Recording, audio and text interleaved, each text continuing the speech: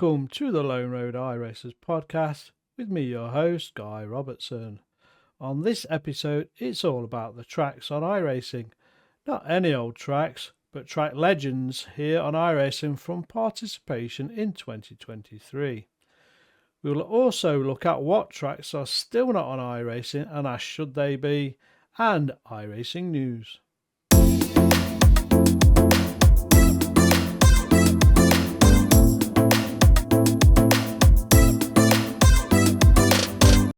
We all have our favourite tracks on iRacing, some new like Cadwell Park and some mature like Spa. iRacing to some degree control the participation by setting the tracks each season for each series. However, without a little research, it's still unclear which tracks are used the most by us, the iRacers. That's where iracingstats.net comes in. It's a website that you can search for tracks or cars and filter by participation, license and much more. I'm going to take you through the top 8 and these are the most participated in 2023. We are going to look at an overview of each track, what makes the track so popular and the challenges and risks it provides to the iRacing community. We're going to look at these in reverse order. Our first track is Tsukuba with 512 participants that used the full course. So Tsukuba is a small but technical circuit located in Japan. Tsukuba is a popular choice for time attack competitions. Its short length and tight layout make it ideal for close racing. And we see a lot of smaller cars racing on iRacing on that specific track. So why is Tsukuba so popular?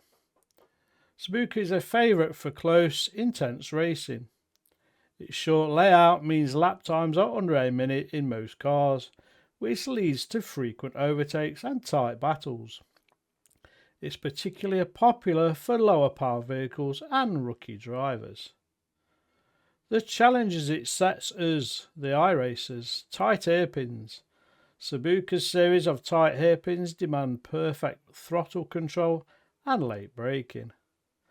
Traffic, the short nature of the track means the slower cars can quickly become a factor in multi-class racing. But that comes with risks. With little room for error, even minor mistakes lead to significant time loss. Aggressive overtakes are common but often results in collisions due to the narrow width of the track.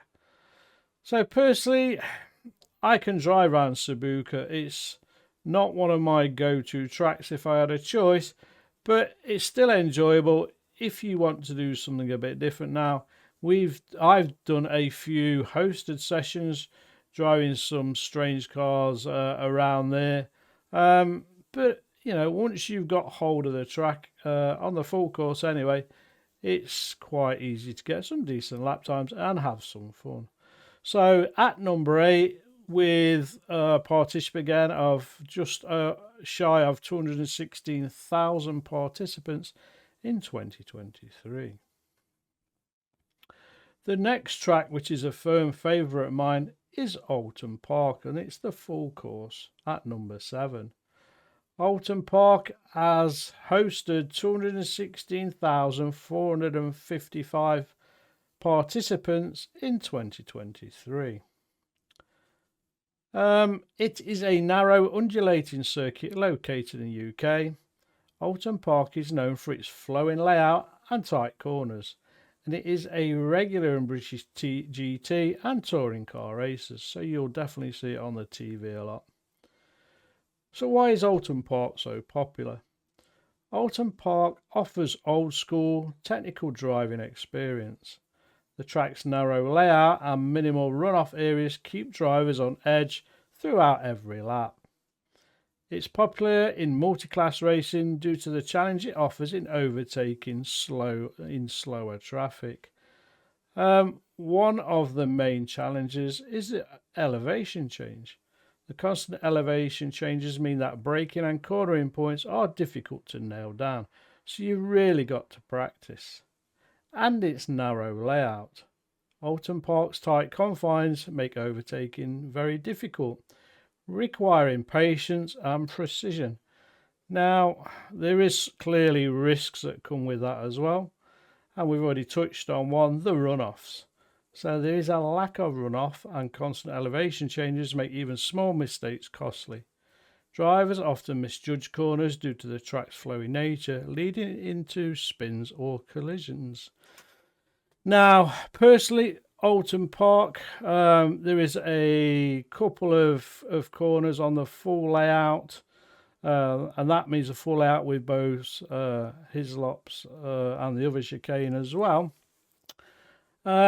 There is the kink as well, or is it a kink? It's just a big sweeping left-hander as you come round the back end of the lake into Shell Oil's corner. That is a definite overtaking area, shall we say. Is it overtaking, or is it forcing the driver on the right side to be really narrow, and it's very easy to touch a wheel on the grass and spin out? And then you've got the Deer Leap as well, where we see many cars spin due to the off-camber and the undulations that has just been read. So at number 7, it is Oulton Park. Moving on to position number 6. Number 6 goes to Summit Point Raceway and the full course. Summit Point Raceway in 2023 hosted 223,258 iRacers. It is located in West Virginia. Summit Point is a classic North American club circuit. Its very nature is compact, and it's known for its close racing and tricky corners. It is popular on iRacing Summit Point for close racing due to its compact layout. The short straights and technical corners make it ideal for lower power cars like the Skip Barber or the Mazda MX-5. It's got some challenges, turn 1 specifically, so you're going from flat out on the long straight into turn 1, which is the most heaviest of braking zones on the track. The heavy braking zone into turn 1 is one of the hardest after the long straight, and often sees drivers making desperate overtakes, dive bombs, leading to incidents. The carousel section is another challenge. This long sweeping right-hander requires throttle control to maintain speed while managing tyre wear. The risks: its short layout means drivers are always close together, increasing the risk of collisions. The narrow nature of the track makes overtaking difficult, and any mistake can lead to a crash or an off-track. Summit Point Raceway, personally, I really love it. It's got excellent challenges for any iRacer, whether you're a rookie or you're a very experienced iRacer. Every season it'll be very busy, especially in the lights of the Formula V and the FF1600 round Summit Point. There's a few hundred strong racing nearly all the while. And I personally love Summit Point as well. Okay, moving on to position 5. Now, this surprised me, actually. Rudskogen Motor Centre. Now, Rudskogen is still pretty new on iRacing. Maybe 2 years old, maybe. So it's quite strange to see it at number 5. But again, like we said at the beginning, iRacing, if they schedule it, people will go and race it. So Rudskogen Motor Centre has hosted 308,303 iRacers in 2023. So its overview. So Rudskogen is a technical and relatively new track located in Norway, if you didn't know. Known for its tight corners and flowing sections, it is a favourite in Scandinavian racing circles. It's popular due to its mix of slow corners and high-speed straights that creates a thrilling experience. Drivers love the technical demands of the track, especially in lower kart classes like the touring cars. Its challenges, it has some technical corners. The track rewards precise cornering, and misjudging even one corner can ruin lap times due to the complex midsection. The track surface itself. Rudskogen is known for its changing grip levels, adding an additional layer of difficulty in managing tyre wear and handling. Its risks to us, the iRacers, the narrow sections and close barriers, mean there's little room for error. Drivers are often caught off guard by the track's flow, leading to frequent off-track incidents. Now, it talks there about off-track incidents, so I'm just thinking where they could be. So turn 1 isn't so bad. You always see a little bit of crash and bash going into turn 1. Turn 2, if you're on the inside, you can get an off-track and a slowdown. But going down the steep decline into the next corner, you are flat out, and it's quite difficult, especially in the first few laps when you've got cold tyres, to get that car to actually turn in. So there's a little bit of skill to learn there. The other tracks then really, the other corners, sorry, aren't too bad there. So again, it's quite surprising to see Rudskogen there, but like we keep saying, iRacing can influence participation. Okay, moving into position number 4. This goes to Virginia International Raceway, or VIR, and again the full course. VIR has hosted 309,401 participants in 2023. VIR is a flowing technical circuit with long straights and a mix of slow and high-speed corners. It is located in the United States. This track is known for its scenic beauty and challenging layout. So why is it so popular? VIR offers an exceptional challenge to drivers of all levels. Its fast straights require high-speed precision, while the technical corners test braking and cornering skills. The track is often used in multi-class racing, which also adds to its excitement. The challenges. The roller coaster. This section is a fast downhill section known as the roller coaster, and it requires perfect timing to avoid oversteering or understeering off the track. There is also some elevation changes as well. VIR's undulating terrain makes braking zones difficult to predict, and setting up overtakes becomes a strategic challenge. The risks. Going wide at any high-speed section can lead to significant crashes due to the track's minimal runoff. Managing traffic in endurance races also adds complexity. I quite like VIR. It's definitely not one of my best tracks to race on, but the challenges it brings, especially the full course, I really enjoyed racing around there. It's just a shame they cut the tree down on one of the little hairpins. That tree was, it used to be able to be a big focal point to brake and turn in. So that was a shame to get rid of the tree, folks, but hey-ho, it is VIR at position number 4. Now we are now going into the top 3 of the most popular tracks on iRacing in 2023. Now, at number 3, and it is the Nürburgring Nordschleife Industrial Fahrten, with a staggering 413,852 participants. Known as one of the most dangerous and legendary circuits, the Nürburgring Nordschleife is a long, twisting 12.94 mile course with over 70 corners. The Industrial Fahrten version is one of the more technical sections, full of elevation changes and tight corners. The Nürburgring Nordschleife is the ultimate test of endurance, car control and mental focus. Many iRacers see it as a rite of passage due to its difficulty. It also has a strong cultural significance, adding to its allure. The challenges it brings, not only for us the iRacers memorising all those corners is the blind corners and the elevation changes. Many corners, especially in the industrial Farton, require precise car placement. Elevation changes make it difficult to find braking zones. And then you've got traffic management. In endurance racing, managing slower traffic around the narrow sections of the track adds an extra extra level of difficulty.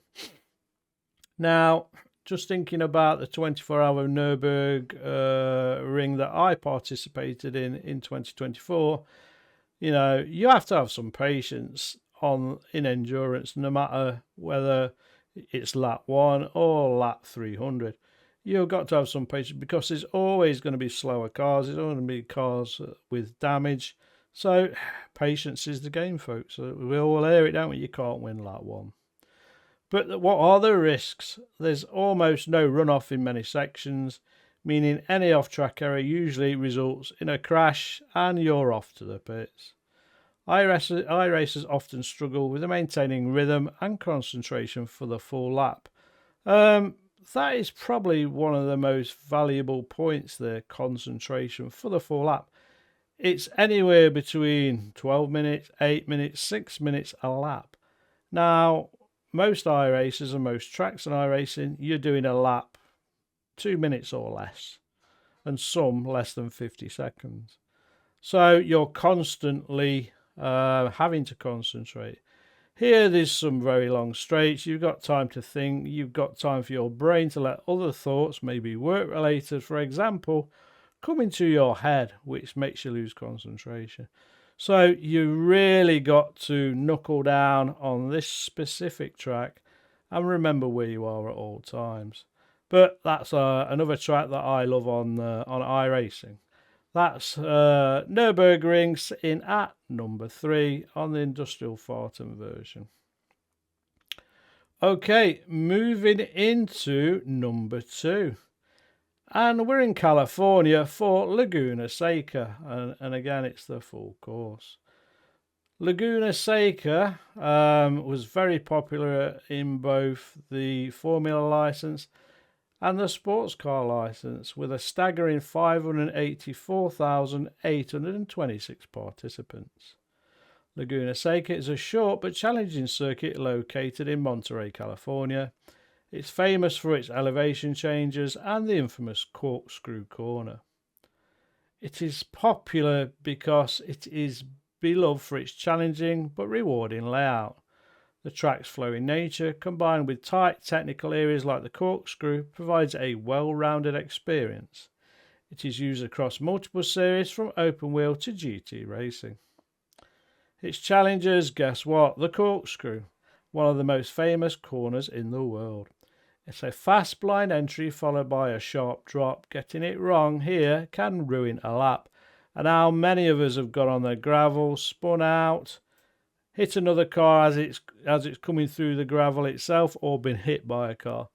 We all know that's one of the challenges and one of the heart-stopping moments on iRacing. Turn 1. The downhill braking zone into turn 1 after a long straight can unsettle the car, making it easy to overshoot. And that is another one in iRacing that when you gain more experience, you will know to take it steady, get around the corner, lap 1. You've got cold tyres, you're never going to be able to brake hard and turn the car in and get it to stick. So you see lots of cars going on the overshoot and the runoff area. The risks: the sand traps surrounding many corners offer little room for error.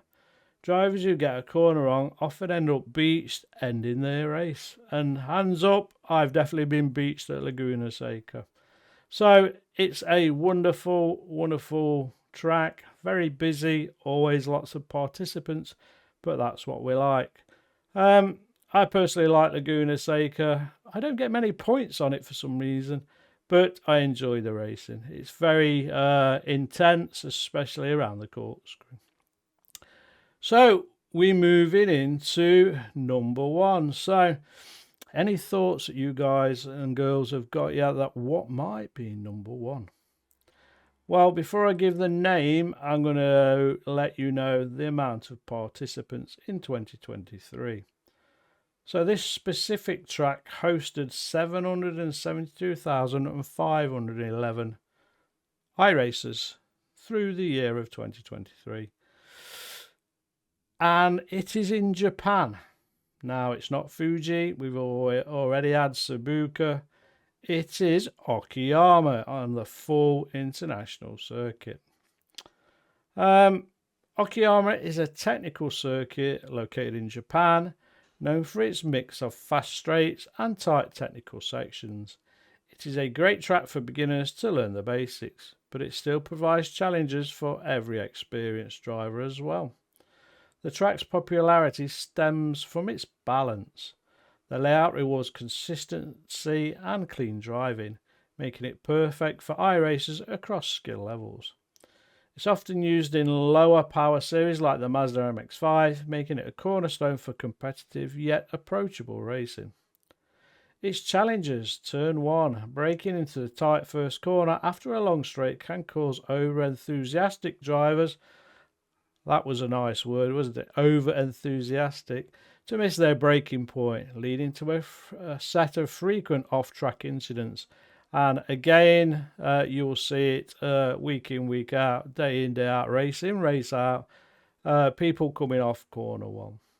But it also has a technical midsection. This area requires good throttle control and patience, as overtaking here is risky. Now, it hasn't mentioned grip as well, so there's some corners where there isn't much grip and you kind of have to walk the car and tiptoe it through. What other risks are there on this number 1 track? So the circuit's blend of fast straights and tricky low speed corners encourages aggressive overtaking, but misjudging these can easily result in off-track excursions or collisions. The barriers are also close in certain areas, so any mistake can also be costly, and off you go to the pits. So that is the top 8 most participated tracks on iRacing in 2023. One thing of note, with these being the most popular, therefore used regularly in iRacing, these are the tracks that you really need to practice to be consistent, because every series, if you're racing the Formula or the sports car license now, since they've split them, are going to use these tracks.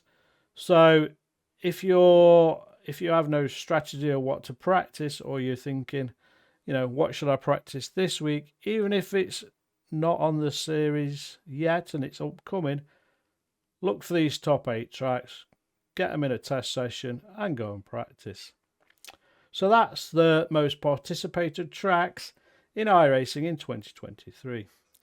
We're going to come back after a short break and we're going to look at what tracks aren't in iRacing yet and which ones should be.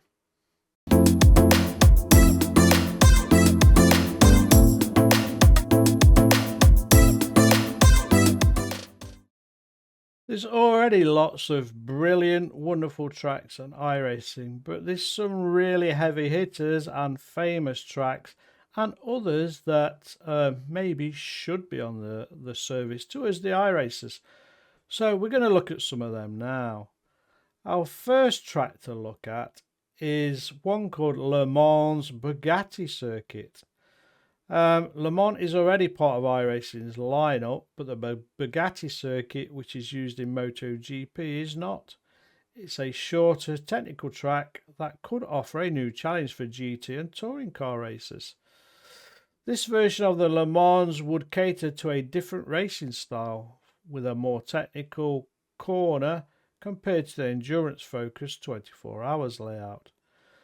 Licensing and technical challenges of adding another Le Mans variant might be difficult for iRacing, so maybe that is one for the future if they get a chance to negotiate for receiving the license or buying it.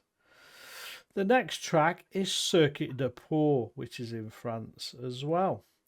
Known for its tight, twisty layout in the heart of a city, Pau is often compared to a mini Monaco. It would provide an incredible experience for lower powered cars like the Formula V or the Mazda MX-5, giving iRacing a fresh street circuit. It's a street circuit, so you have to compare it to the likes of Long Beach and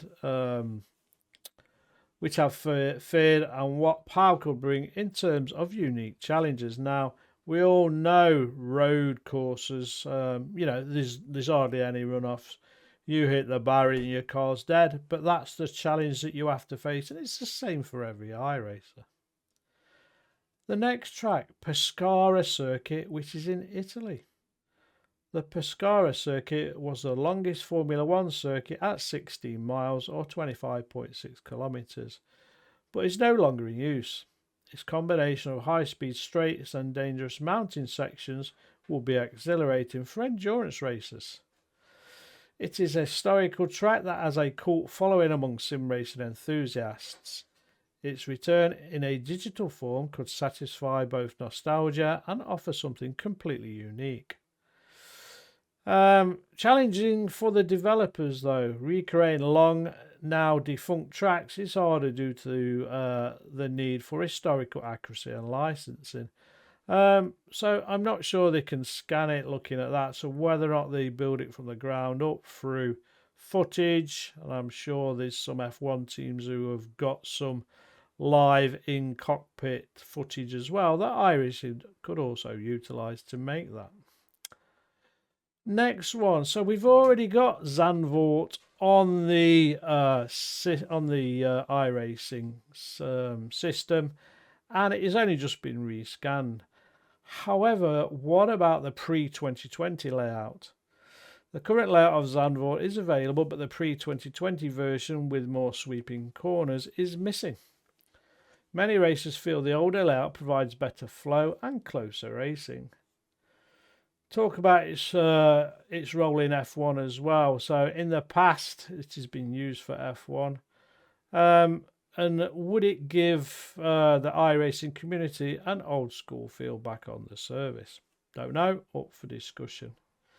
What about Kyalami Grand Prix circuit in South Africa? Now again, this might be another licensing issue why they haven't got this track.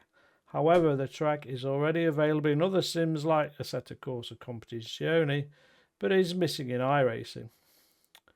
It has a mix of fast and slow corners. Kyalami has hosted everything from Formula 1 to GT races.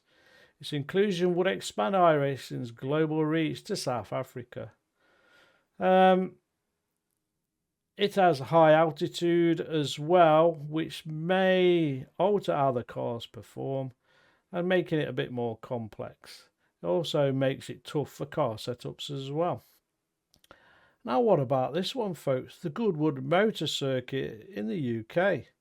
It's a vintage track and it's home to classic car events like the Goodwood Revival. With iRacing expanding its selection of historic cars, Goodwood will be an ideal circuit for classic racing enthusiasts. I've never been to Goodwood, so that may be something I might want to do in the next few years, actually.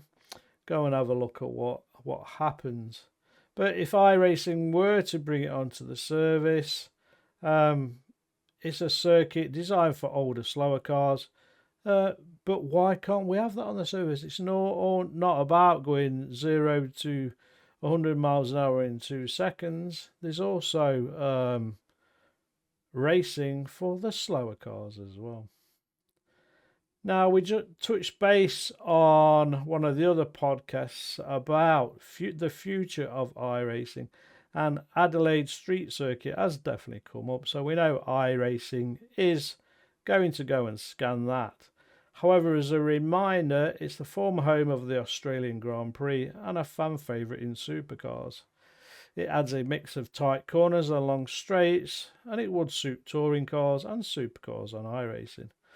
It's another street circuit, so it's quite thrilling to go around that street course, just missing the barriers, so it's risk and reward.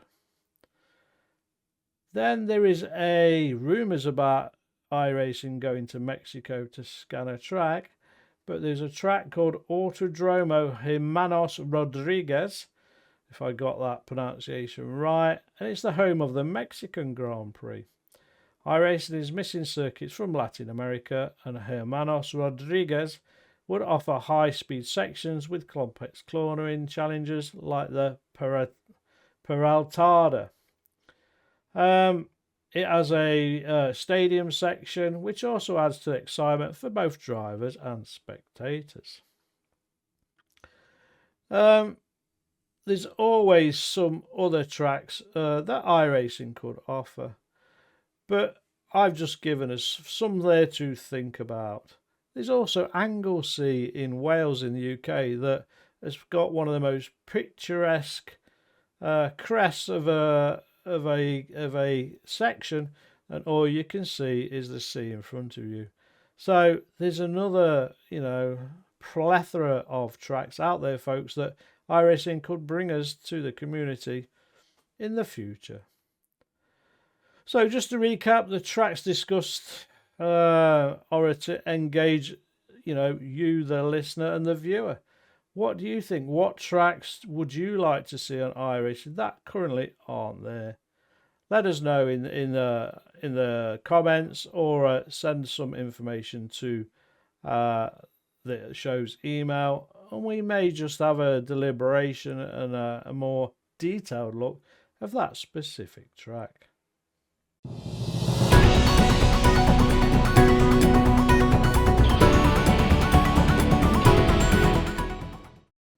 The second round of the 2024 FIA Slimagic F4 Esports Global Championship Series had a much different feel than the first doubleheader 2 weeks ago. This time the Global Warriors were tasked with racing at Circuit Zolder and Algarve International Circuit. As always, the tracks were only announced 24 hours before the races started. Great Britain's Luke McEwen and Czech Republic's Martin Kadlicik split the victories, both leading the most laps after pulling away from the competition. In comparison to the first two races at Mugello and Okayama, which saw late race passes by the eventual winner, Ireland's Alex Dunn. McEwen started from pole position at Zolder and led the entire way, pulling away early as the scrap was on for second. Dunn was poised for a three-peat, but early contact moved him down the order this time, eventually recovering to finish in fourth. Chile's Nicolas Rubilar started in second, but by the end of the race, Spain's Aaron Vazquez was in the runner-up spot, both chasing down McEwen and defending against Rubilar behind. Kadlicik rounded off the top five. It was really easy, I guess, McEwen said post-race. I didn't have too much pressure from the start. Aaron closed up a bit, but yeah, I'm happy with the quality. I'm happy with the race. It was pretty chill, which is nice, and I'm sure it's going to be a different one at the race at Algarve. Portimao was indeed a bit different. Chile's Felipe Cabrera took the pole position, but only led the opening 2 laps. Kadlicik, who started second, had a bit more pace, and on the third lap he swung low and took the point. He disappeared from there, pulling out to nearly a 5-second lead by the end of the 20-minute sprint. Just after halfway, Cabrera found himself in a 3-wide battle with Rubilar and Australia's Hugh Barter.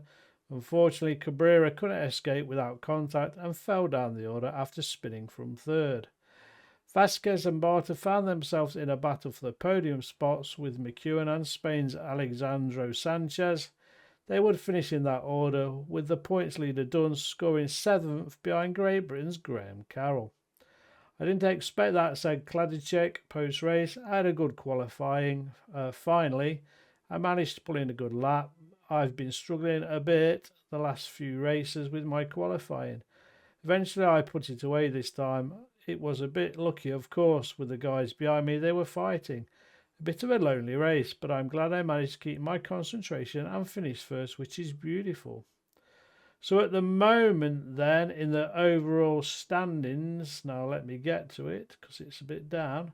We have in third place Aaron Vazquez, Luke McEwen in second, and Alex Dunn still in first. The next set of races are on September the 28th, races 3 and 4. So we'll keep you posted, folks, how that finishes. And the next in the news is IndyCar, an update on the IndyCar Bookkicker iRacing Pro Series. Philip Kraus charges late for a win at Iowa. As expected, the first trip to an oval in the inaugural IndyCar Bookkicker iRacing Pro Series season produced a shake-up at the top of the pylon on Thursday night as private label Team Hype's Philip Kraus parked it in victory lane at Iowa Speedway. After 147 laps, it was nearly one of the road experts from the Apex Racing team, Luke McEwen, who stole one from under the oval expert's feet. However, his fuel levels depleted a few laps too early and Kraus flew by and led the lead with 6 laps to go. A final caution coming to 2 laps got to seal it for Kraus. Cautions are specific to the oval portion of the schedule, but overtime is not a feature. With the laps too few, the race did not restart, and Kraus took the top spot of the podium with teammate Robert Malzeca the third in second, and Apex Racing team's Brandon Treno in third. We've had a lot of experience running this setup at Iowa at private label Team Hype, and we know it's pretty good on the long run, Klaus said post-race. A lot of the early run, like the first 20 or 30 laps of the run, we were just biding time, saving fuel and making sure we could make it to the end. Rob was on a bit of a different strategy. He was trying to push the pace to keep Luke and Peter Berryman honest. And it ended up working really well for us because it ended up being that they couldn't make it to the end of the race on fuel. Rob was probably going to splutter over the line, but I was able to have the tyre life on Rob and get by him. When Luke called it his pits, it was a huge deep breath. Malzeca started on the pole and led the opening 27 laps before the first caution of the day flew for Canada's esports Michel Constantini and Indy Alliance Racing's Kevin Burrell. A stop wasn't necessary, but if the race tended green, it could have been beneficial to those with fresh tyres on the long run. Dana Moore opted to stay out and led the race for 35 laps before the second and final caution came out, and it involved him as he worked the lap traffic. The final restart came at lap 69, right on the border of making it to the end on fuel. Those in front would have a tougher time saving the necessary fuel, while those further back could use the effects of the draft and save fuel and tyre. Kraus, who started 17th, was up to 10th at the final restart and didn't move until under 60 laps to go. Kraus picked them off one by one, starting with Canada's Esports Elliot Veyron, then Treno, then Drago Racing's Jose Soria, and before long, Team I-15G's Jacob Oster to find his way to the top 5 for the first time all night. Up front, McEwen and his teammate Peter Berryman led Malzeca and last week's winner at Long Beach Team Redline's Cooper Webster. Kraus got by Webster as Berryman began to slip back, losing a spot to Malzeca with 40 laps to go. With 10 laps to go, Kraus made his move around Malzeca for second and was nearly on McEwen's rear wing as the laps clicked away. Suddenly, McEwen posted his intentions to pit with 6 laps to go and pulled off the banking in turn 4. Berryman followed up a lap later, the two losing out on possible podium positions, instead finishing 25th and 26th. As Kraus was coming to the line to take 2 laps to go, Drago Racing's David Toth was wrecking just ahead, forcing the final caution and ending the race. Kraus became the third different winner in 3 races, also scoring the first win for the Chevrolet in the series of the process. So far, our top 3 now after 3 races. In third place, Gustavo Ariel. Second place, Diogo Pinto on 93. And still winning, Cooper Webster with 104 points. And we'll keep you up to speed again in next week's iRacing news.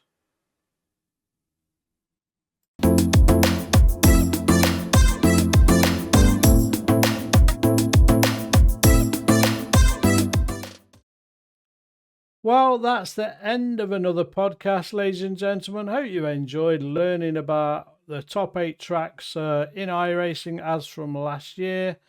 what tracks appear to be missing, or maybe there are our iRacing wants coming into iRacing, and an update of iRacing news. Don't forget to like and subscribe to channels on YouTube and also now on the website as well.